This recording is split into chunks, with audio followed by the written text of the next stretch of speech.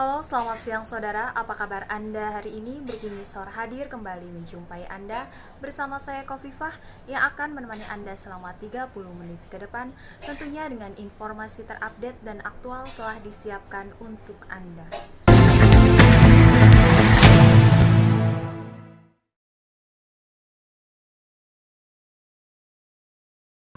Kegiatan belajar mengajar atau KBM di RA Al-Hikmah Karangtengah Kota Tangerang berlangsung secara tatap muka.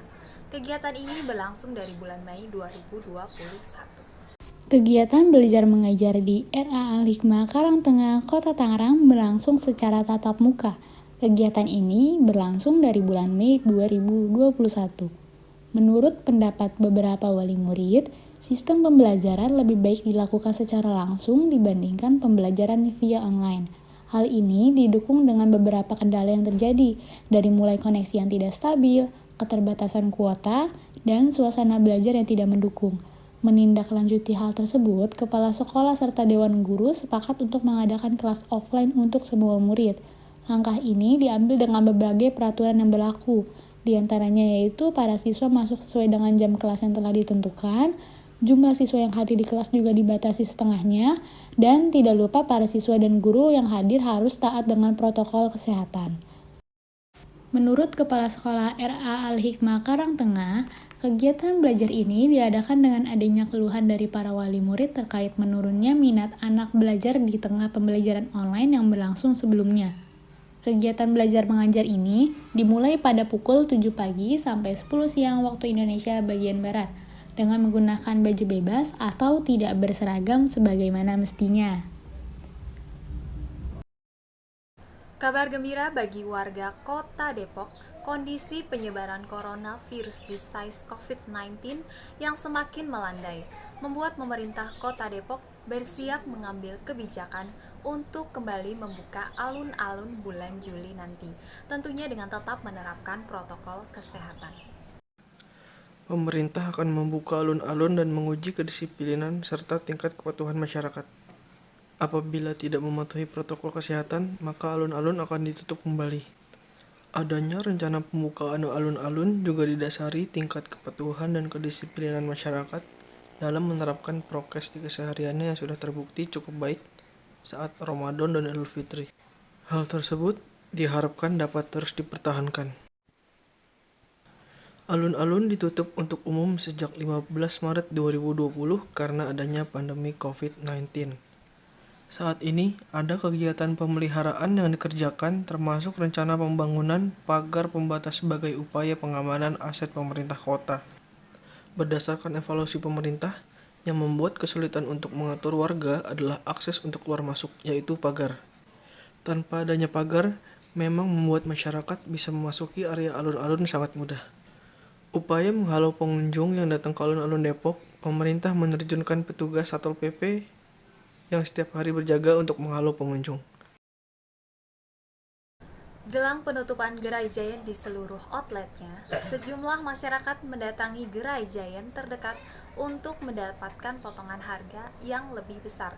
Salah satunya Gerai Giant yang berada di Mampang, Jakarta Selatan. Penutupan seluruh gerai Giant milik PT Hero Supermarket Tbk diduga tidak hanya terdorong faktor pelemahan ekonomi akibat pandemi COVID-19. Ketua Umum Himpunan Peritel dan Penyewa Pusat Perbelanjaan Indonesia atau HIPINDO Budiharjo Idwansyah memperkirakan daya tahan supermarket tersebut turun karena perubahan perilaku masyarakat yang lebih memilih berbelanja secara cepat dan instan. Sebelumnya PT Hero Supermarket Tbk sebagai pengelola Giant telah memutuskan untuk menutup seluruh gerai Giant di Indonesia per Juli 2021 tindak lanjut dari perubahan fokus strategi bisnis perusahaan. Hal ini juga terjadi di salah satu gerai Giant di Mampang, Jakarta Selatan. Jelang penutupan terlihat cukup banyak masyarakat yang mendatangi gerai ini untuk membeli produk dengan mendapatkan potongan harga. Menurut informasi dari karyawan Giant Mampang, hal ini sudah terjadi dari akhir bulan Mei 2021 sejak pengumuman penutupan gerai. Sejumlah produk bahkan mendapat potongan harga hingga setengah harga. Penutupan gerai Giant ini juga mengakibatkan karyawan Giant terancam kena PHK. Belum diketahui pasti bagaimana nasib karyawan Giant mendatang. Demikian saya laporkan. Pemilihan kepala desa atau pilkada serentak Kabupaten Tangerang, Provinsi Banten akan digelar serentak pada tanggal 4 Juli tahun 2021 mendatang. Dan kegiatan kali ini tentunya berbeda karena diadakan di tengah pandemi COVID-19.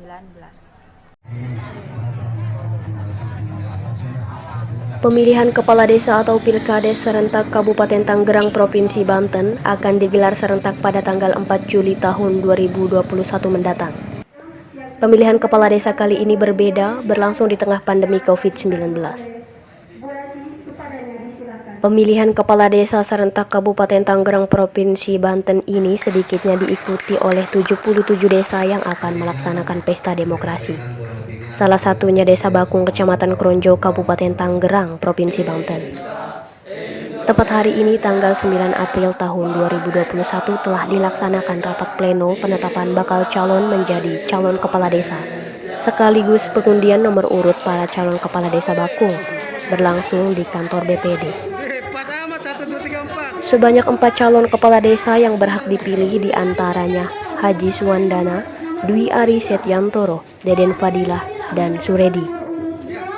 Acara ini dihadiri oleh Bapak Camat Kecamatan Kronjo, Kapolsek, Binamas, Kepala Desa, BPD, dan para calon kepala desa serta pendampingnya.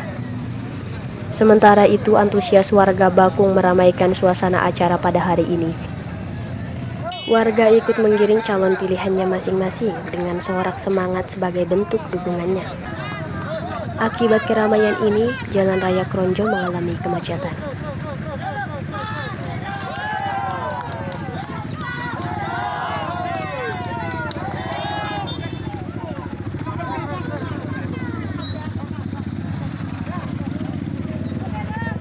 Kegiatan Hari Jadi Bogor ke-539 yang jatuh pada 3 Juni 2021 yang lalu, pemerintah Desa Sinarsari mengadakan syukuran dan doa bersama yang diselenggarakan di Aula Desa Sinarsari. Hari Jadi Bogor ke-539 jatuh pada 3 Juni 2021. Pemerintah Desa Sinarsari, Kecamatan Dramaga menggelar syukuran dan doa bersama dan tidak ketinggalan membuat nasi tumpeng. Acara ini dihadiri oleh Bapak Kepala Desa beserta perangkatnya dan warga dari Desa Sinarsari. Acara dimulai dengan mengikuti acara Bogor Pusat dengan secara virtual. Terlihat Ibu Ade Yasin selaku Bupati Bogor memberikan sambutan-sambutannya. Ade Yasin berpesan dalam sambutannya menyambut HJB ke-539 di tengah pandemi ini. Salah satu spirit yang harus dikedepankan ialah dengan mencintai kuliner tradisional. Kehadiran kuliner tradisional dengan olahan modern menjadi salah satu inovasi dan alternatif solusi dalam mendukung petani lokal dan komunitas pangan lokal dalam rangka pemulihan ekonomi daerah. Setelah acara pusat selesai, lalu dilanjutkan kembali ke acara desa setempat. Acara desa dimulai dengan sambutan dari kepala desa dan juga sekretaris desa, lalu diakhiri dengan potong tumpeng yang dilakukan oleh perangkat desa. Wisata alam Legok Jambu yang berada di Bogor menjadi destinasi atau pilihan menarik untuk berlibur di akhir pekan. Wisata alam Legok Jambu menawarkan pemandangan yang indah, memiliki spot foto yang menarik, yang tentunya memanjakan para pengunjungnya. Libur akhir pekan sering digunakan masyarakat untuk berwisata bersama keluarga. Wisata alam Legok Jambu bisa menjadi pilihan bagi masyarakat yang ingin pergi berwisata dengan merogoh kocek yang cukup murah. Wisata alam Legok Jambu terletak di dalam pedesaan, sehingga pengunjung akan melewati jalan yang cukup sempit dan berliku-liku, tapi semua terbayar setelah sampai di tempat wisata. Wisata alam Legok Jambu menyajikan berbagai koleksi mobil antik, rumah pohon, saung, kolam renang, dan villa untuk penginapan. Pengunjung cukup merogoh kocek Rp35.000 untuk menikmati keindahan dan fasilitas yang disediakan tempat wisata. Siapa yang suka menghabiskan waktu di coffee shop? Bagi Anda yang berada di Serang, wajib sepertinya berkunjung ke kafe unik bertemakan hidroponik yang satu ini. Siapa yang menyangka jika kafe yang kita lihat saat ini dulunya hanyalah sebuah halaman belakang rumah berisi kebun hidroponik sederhana. Mulai berjalan sejak awal tahun 2021, kafe yang diberi nama Hydro Cafe ini dibuat tanpa dengan sengaja. Berawal dari sang pemilik yang hobi bercocok tanam dengan menggunakan metode hidroponik yang kemudian justru mengundang banyak perhatian mahasiswa yang ingin melakukan penelitian mengenai hidroponik, kini berakhir menjadi tempat asik kalangan muda untuk menghabiskan waktu. Awalnya dari hidroponik, hobi menanam, mencocok tanam dengan metode hidroponik itu. Nah, akhirnya kepikiran kenapa nggak buat kafe tapi konsepnya hidroponik seperti itu. Memiliki menu utama kopi, pengelola sekaligus pemilik kafe menjelaskan bahwa kisaran harga makanan dan minuman yang ditawarkan oleh Hydro Cafe menyesuaikan dengan tempatnya yang berada di sebuah desa di kabupaten. Memiliki banyak fasilitas penunjang seperti panggung untuk live musik, ayunan, dan tentunya berbagai tanaman hidroponik membuat kafe cocok dikunjungi oleh berbagai kalangan. Untuk Anda yang ingin menghabiskan waktu luang bersama teman atau keluarga, cukup dengan menyiapkan uang kurang dari Rp50.000 saja. Kawasan Jembatan Merah Gintung yang berada di Desa PPDN Kecamatan Karangmoncol menjadi tujuan wisata selama pandemi. Masyarakat sekitar berbondong-bondong menghabiskan waktu bersama sanak saudara di tempat wisata sederhana dan murah meriah. Infrastruktur yang merupakan sarana penghubung antara dua kecamatan di bawah kelola pemerintah daerah Purbalingga menghubungkan Kecamatan Pengadegan dan Kecamatan Karangmoncol. Tampak terlihat ramai masyarakat yang memadati Jembatan Merah Gintung, terutama di waktu pagi dan sore yang menjadi waktu favorit untuk menikmati suasana. Beberapa dari mereka sengaja datang untuk sekedar merefresh otak maupun melepas penat setelah beraktivitas sehari-hari bersama keluarga ataupun kerabat dekat mereka. Sering juga terlihat pesepeda yang datang ke Jembatan Merah Gintung sebagai tujuan untuk berolahraga. Para goeser menyukai lokasi tersebut karena memiliki kontur yang rata sehingga nyaman serta aman sebagai jalur bersepeda. Termasuk pada bagian menuju jembatan dari arah Karangmoncol mulus rata tanpa tanjakan sejauh 2 km.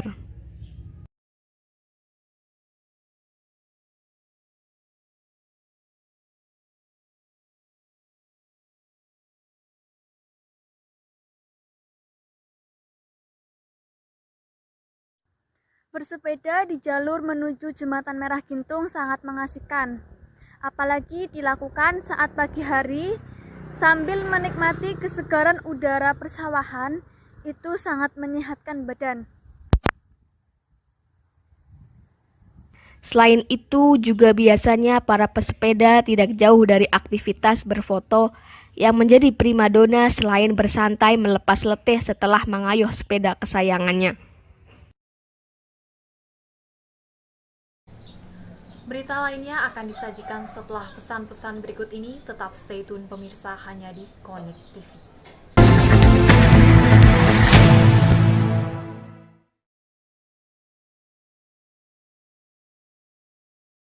COVID-19, virus mematikan yang menyerang dunia.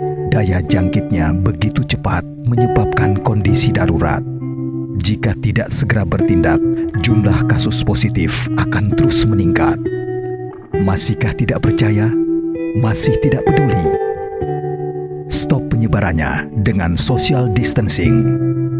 Jaga jarak aman dengan sekitar. Bekerjalah dari rumah, beribadah di rumah. Jika tidak mendesak, berdiam dirilah di rumah. Jaga jarak, social distancing harus dijalankan bersama.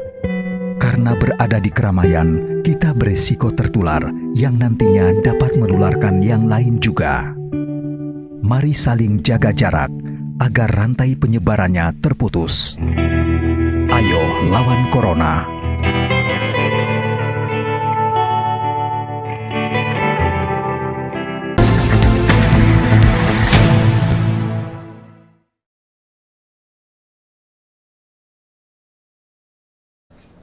Di masa pandemi saat ini banyak sekali usaha-usaha yang sedang merana. Namun di samping itu banyak juga usaha yang sedang jaya-jayanya. Salah satunya adalah bisnis seserahan milik Ibu Indi yang berlokasi di Ciledug, Karangtengah. Sebelum Ramadan, tepatnya di masa pandemi ini, tak menghalangi bagi para calon pengantin untuk tetap melangsungkan pernikahannya. Di masa pandemi saat ini, banyak sekali usaha-usaha yang lagi merana. Tapi di samping itu, banyak juga usaha yang sedang jaya-jayanya. Salah satunya adalah bisnis seserahan milik Bu Indi, yang berlokasi di Ciledug, Karangtengah. Sebelum Ramadan, tepatnya di masa pandemi ini, tak menghalangi bagi para calon pengantin untuk tetap menikah. Justru menurutnya, pada masa ini banyak sekali para calon pengantin yang membeli bingkai mahar, serta menyewa jasa hias seserahan miliknya. Namun pada saat Ramadan kali ini, bisnis seserahan miliknya terpaksa dipending karena banyak calon pengantin dari yang agama Islam menunda pernikahannya sampai Ramadan usai. Hal tersebut justru tak menjadi halangan baginya dalam mencari pendapatan di saat Ramadan, karena tantangan seperti ini jadikan inovasi untuk tetap lebih berkembang lebih baik lagi. Sebelum pandemi, usaha saya adalah seserahan.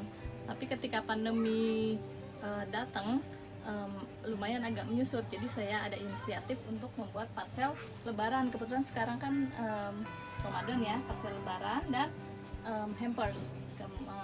Ada ponakan-ponakan juga saya ikut sertakan. Mereka kan juga lagi nggak ngapa-ngapain tuh. Alhamdulillah untungnya lumayan. Baginya saat menghadapi kondisi seperti ini janganlah mudah menyerah. Justru hal ini harus kita jadikan sebagai motivasi diri agar dapat memperoleh pendapatan yang sama seperti di kondisi sebelumnya. Jadi kesimpulannya di sini, setiap masalah pasti ada jalan keluarnya kok. Asalkan kita tetap terus berusaha untuk menjadi lebih baik lagi.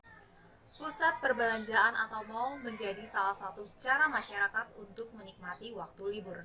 Meski saat ini masih dalam kondisi pandemi COVID-19, namun tak menyurutkan masyarakat untuk berkunjung ke mal yang tentunya dengan menerapkan protokol kesehatan. Pihak mal juga menerapkan protokol kesehatan yang ketat seperti pengunjung wajib memakai masker, pemeriksaan suhu di pintu-pintu masuk mal, dan penyediaan hand sanitizer yang tersebar di sejumlah titik seperti eskalator dan lift. Selain itu juga pihak mal mempunyai tim Satgas COVID-19 serta bekerja sama dengan pihak kepolisian untuk menerapkan protokol kesehatan di dalam mal. Untuk mengatasi lonjakan pengunjung, Depok Mall juga menyediakan akses pintu masuk baru di lobi timur dan menambah area mal untuk mengurai pengunjung agar tidak berkerumun di satu tempat. Area mal saat ini memang semakin besar dan pembukaan area baru dan menyediakan akses pintu masuk di lobi timur sebagai strategi penguraian pengunjung. Di area tengah mal atau tepatnya di depan lobi utama mal terdapat bazar yang menjual barang kebutuhan seperti sepatu dan sandal dengan penawaran diskon hingga 80%, begitu menarik perhatian pengunjung. Tetapi kondisi ini tidak sama seperti saat libur lebaran yang mana terjadi pelonjakan pengunjung hingga membuat parkiran penuh. Hal ini terjadi diakibatkan adanya kebijakan larangan mudik lebaran 2021 membuat kunjungan masyarakat beralih ke mal ini menjadi meningkat. Imbas proyek galian kabel, kendaraan terjebak kemacetan saat melintas di Jalan Kapten Tendean, Jakarta Selatan. Kemacetan arus lalu lintas dari arah Kapten Tendean menuju Blok M disebabkan oleh adanya proyek galian kabel sarana jaringan utilitas terpadu atau SJUT yang memakan sebagian badan jalan. Semula proyek galian kabel ini diperkirakan akan selesai pada bulan Mei, namun hingga bulan Juni galian kabel di Jalan Kapten Tendean masih ada. Terlihat di Jalan Kapten Tendean dari arah Mampang Perapatan menjelang sore, galian yang ditutup papan seng terlihat berderet-deret. Deretan itu dimulai selepas tikungan dekat Pasar Mampang. Jalanan di Jalan Kapten Tendean menyempit hampir setengahnya. Hal ini menyebabkan kemacetan di titik ini. Galian kabel dalam rangka proyek SJUT di Jalan Kapten Tendean ini dimulai sejak bulan Maret. Total ada 80 galian kabel di Jalan Kapten Tendean meliputi sisi Mampang arah Blok M maupun Blok M arah Mampang. Bila sudah selesai, kabel-kabel yang menggantung di tiang akan dimasukkan ke bawah tanah. Tidak diketahui pasti kapan proyek galian kabel ini akan selesai. Bagi para pengendara yang ingin menuju arah Blok M dan sedang terburu-buru, sebaiknya menghindari jalan tersebut dan memilih jalan alternatif lainnya. Demikian saya laporkan.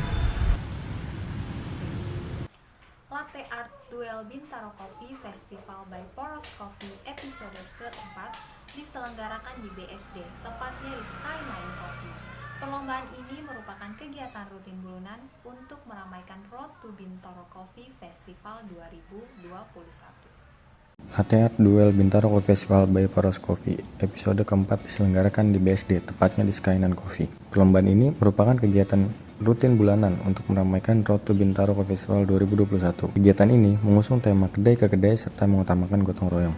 Kegiatan ini dilaksanakan Sabtu 29 Mei 2021. Mengingat tema perlombaan Latte Art Duel, berbagai macam rangkaian acara disiapkan oleh panitia untuk meramaikan. Di antaranya, lomba latte art, kuis, hingga talkshow bersama Latte Art Judge Certified Nasional Vicky Raharja. Sebanyak 8 peserta dari Jabodetabek turut meramaikan acara Skyline Coffee Latte Art Duel kali ini. Menurut Tobing, salah satu peserta, dia sangat senang dapat mengikuti pertandingan Latte Art Duel kali ini. Dia mengaku sudah berusaha dari pertama membeli tiket tapi selalu kehabisan. Baru kali ini, dia mendapatkan slot untuk ikut bertanding meramaikan Latte Art Duel edisi Skyline Coffee. Win Hasnawi selaku founder Poros Kopi menjelaskan bahwa kegiatan ini sebagai ajang silaturahmi serta membangun industri kopi agar menjadi lebih baik. Selain itu, juga menjadi hiburan bagi para penggiat industri kopi di kala pandemi. Mengingat acara ini diselenggarakan di tengah pandemi, panitia sangat menjaga ketat perihal protokol kesehatan, mulai dari pengecekan suhu, hand sanitizer, sampai sarung tangan digunakan seluruh peserta dan panitia. Siapa yang melanggar, panitia tidak akan segan untuk mengeluarkan dari ruang perlombaan. Hiwanul Mustafa melaporkan dari Tangerang Selatan, Banten. Terminal Laladoan yang terletak di Kabupaten Bogor ini terlihat ramai bila dilihat dari luar, namun justru kosong melompong apabila kita lihat di dalamnya. Banyak lahan hanya menjadi tempat mobil angkot terparkir di dalam. Ada satu hal yang agak mengherankan di Terminal Laladon, bukan tentang fasilitasnya. Secara teori, tempat ini memiliki fasilitas yang cukup bagi sebuah terminal angkot. Laladon memiliki lahan luas yang bisa menampung ratusan angkot sekaligus. Namanya juga terminal, sudah pasti harus memiliki tempat lapang untuk itu. Dan juga semua fasilitas yang diperlukan untuk menghasilkan terminal angkot yang nyaman bagi penumpang dan keteraturan bagi para pengemudi kendaraan tersedia di sini. Yang membuat jadi heran adalah kesannya sepi. Ya, sepi sekali di bagian dalam terminal Laladon. Lahan seluas itu hanya dipergunakan sebagai lahan parkir bagi beberapa angkot saja. Lalu, kemana para angkot yang membuat Bogor terkenal sebagai kota sejuta angkot? Jawabannya ternyata ada di luar terminal itu sendiri. Berbeda dengan di bagian dalamnya, kepadatan terlihat di bagian luar terminal yang berbatasan dengan jalan raya. Pemerintah bersusah payah dan memakai uang rakyat untuk membuat keteraturan. Fasilitas yang disediakan untuk memberikan kenyamanan bagi supir angkot dan penumpang, semua itu disia-siakan. Mungkin suatu waktu ketika masyarakat sudah sadar apa fungsi terminal dan manfaatnya bagi orang banyak dan keteraturan, terminal Laladon akan lebih ramai di bagian dalam daripada bagian luarnya. Pelanggaran protokol kesehatan terjadi di pasar tradisional Jonggol. Banyak para pedagang dan pengunjung yang kedapatan tidak memakai masker dan tidak menjaga jarak. Pasar merupakan salah satu tempat umum yang berpotensi sebagai tempat menyebarnya virus COVID-19. Maka dari itu, sudah sepatutnya penerapan protokol kesehatan wajib diterapkan mengingat masih ditemukannya kasus harian COVID-19. Pasar Jonggol menjadi pilihan tempat berbelanja bagi masyarakat sekitar untuk memenuhi kebutuhan sehari-hari. Di tengah kasus COVID-19 yang masih ditemukan di Indonesia, sepertinya tidak begitu dihiraukan. Melihat suasana pasar yang ramai oleh transaksi antara pedagang dan pengunjung tanpa menggunakan masker dan menjaga jarak. Miris tentu melihatnya, mengingat pemerintah selalu menggalakkan untuk selalu mematuhi protokol kesehatan demi kesehatan masyarakat guna terhindar dari serangan virus COVID-19. Peran serta Satgas Penanganan COVID-19 penting dilakukan. Hal ini untuk mengawasi terjadinya pelanggaran protokol kesehatan di tempat keramaian seperti pasar tradisional. Perhelatan Festival Hari Buku Nasional 2021 untuk pertama kalinya digelar secara nasional dengan tuan rumah Provinsi Banten. Festival ini merupakan festival Hari Buku pertama yang diselenggarakan sejak adanya pandemi COVID-19. Festival Hari Buku Nasional tahun 2021 digelar di Kampus Baru Untirta Sindang Sari, Kota Serang. Mengangkat tema Inspirasi Literasi dari Banten, festival akan berlangsung selama 5 hari berturut-turut, yakni mulai dari tanggal 26 sampai dengan tanggal 20 Mei 2021. Sebanyak 6.000 judul buku dengan jumlah sekitar 120.000 eksemplar dari 150 penerbit turut meramaikan festival ini. Andika Hazrumi, selaku Wakil Gubernur Provinsi Banten yang membuka acara secara resmi, juga turut mendonasikan sebanyak 1.000 eksemplar buku autobiografi karyanya yang berjudul Yang Muda yang Bekerja kepada Panitia Festival. Aris Hilman, selaku Ketua Umum IKAPI, menjelaskan bahwa festival ini menjadi simbol bangkitnya pembukuan Indonesia yang terkena imbas selama COVID-19. Untuk kedepannya, IKAPI akan melaksanakan kegiatan ini setiap tahun dan diselenggarakan di daerah tertentu. Mengingat acara diselenggarakan di tengah pandemi, panitia bekerja sama dengan Untirta, di mana para mahasiswa ditunjuk menjadi relawan sehingga penerapan protokol kesehatan tetap berjalan. Surnawati melaporkan dari Serang, Banten. Pemirsa, pada umumnya sebuah monumen merupakan bangunan yang akan menjadi ikon suatu daerah. Namun hal tersebut berbeda dengan apa yang terjadi pada Monumen Tugu Pamulang sekarang ini. Belakangan ini, Tugu Pamulang yang berada di Jalan Siliwangi viral di media sosial. Tugu yang berada di tengah-tengah jalan tersebut dinilai sangat berbeda jauh dari desain yang telah disiapkan. Dari beberapa postingan di media sosial, banyak komentar yang menyebutkan bahwa bangunan tersebut tidak seperti tugu, melainkan seperti toran air. Lebih parahnya lagi, bahkan ada yang menyebutkan bahwa bangunan tersebut lebih mirip dengan kandang burung. Fungsi ya mas, saya dengar-dengar itu fungsinya itu sebagai ikon kota Pamulang gini sih mas. Saya dengar-dengar itu. Kalau untuk bentuk, kalau seperti yang mas lihat sekarang bentuknya cuman ada kerangka sama kubahnya aja, jadi mirip kayak toren air gitu sih mas.